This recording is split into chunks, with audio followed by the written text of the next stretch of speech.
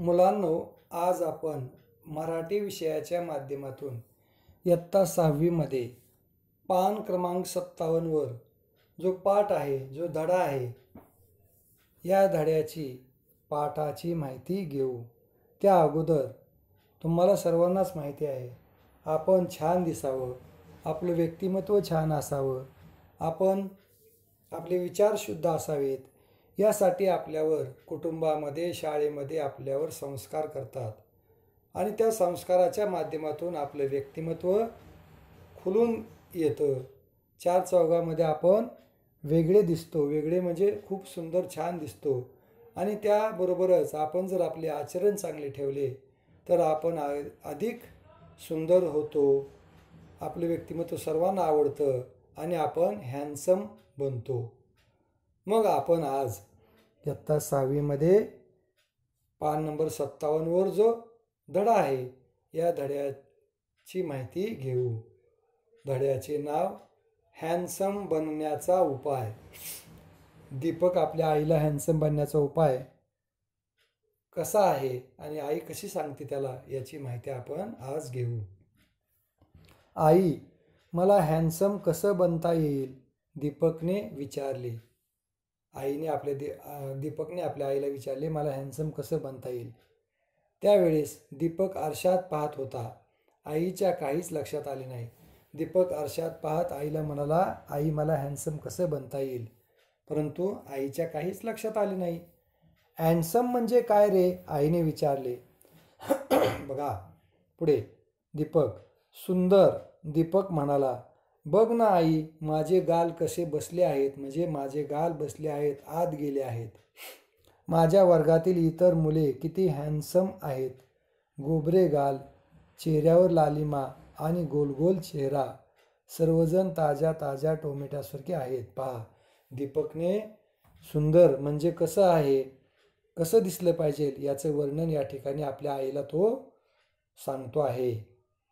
माझ्या वर्गातील इतर मुले किती हँडसम आहेत आणि माझे गाल आत गेलेले, लालिमा नाही, चेहरा गोल आहे, सर्वजण ताज्या ताज्या टोमॅटोसारखे आहेत आणि मीच का ग इतका निस्तेज? दीपकने मनातील खंत आपल्या आईला बोलून दाखवली. निस्तेज म्हणजे सुंदर नसणे, चेहऱ्यावर टवटवी नसणे. दीपकचा हा प्रश्न ऐकून आई विचारात पडली. ती दीपकला पौष्टिक आहार देऊ शकत नव्हती. त्यामुळे दीपक रोडावला आहे आणि त्याचे गाल बसले आहेत, असे आईला वाटले. पहा, आईच्या काय लक्षात आले. आई आपल्या मुलाविषयी नेहमीच काळजी करत असते, परंतु आईच्याही मनात शंकामध्ये आली की बाबा निश्चितच आपण दीपकला पौष्टिक आहार देऊ शकत नाही. त्यामुळे दीपकचा चेहरा पडला आहे, रोडावला आहे, त्याचे गाल बसले आहेत. आई, हँडसम बनण्याचा उपाय मला सांग ना, दीपक म्हणाला. पुढे आई जरा विचार करून म्हणाली, राजा, कधीही खोटे बोलू नकोस आणि कधीही चुकीचे वागू नकोस, म्हणजे तू सुद्धा हँडसम होशील. पहा, आईने किती छान युक्ती सांगितली. राजा, कधीही खोटे बोलू नकोस, कधीही चुकीचे वागू नकोस, म्हणजे तू सुद्धा हँडसम होशील.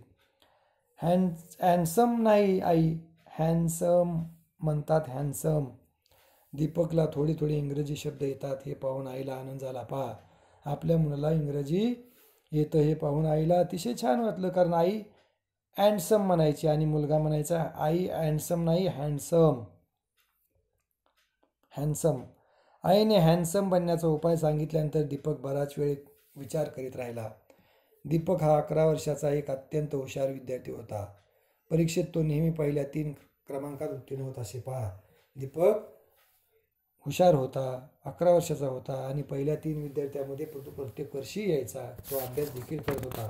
पुढे दीपकचे वडील गेल्यानंतर त्याची आई भाजी विकून दोघांचे पोट भरीत असे. पहा, दीपकचे वडील गेले म्हणजे स्वर्गवासी झाले ते. मग आईने तिचा काय केला, भाजी विकून सांभाळ केला. पुढे दीपक आपल्या गाडीवरील भाजी छानपैकी सजवून ठेवत असे. लाल भडक टोमॅटो, हिरवीगार मिरची, पिवळी धमक लिंबे आणि काळी जांभळी वांगी.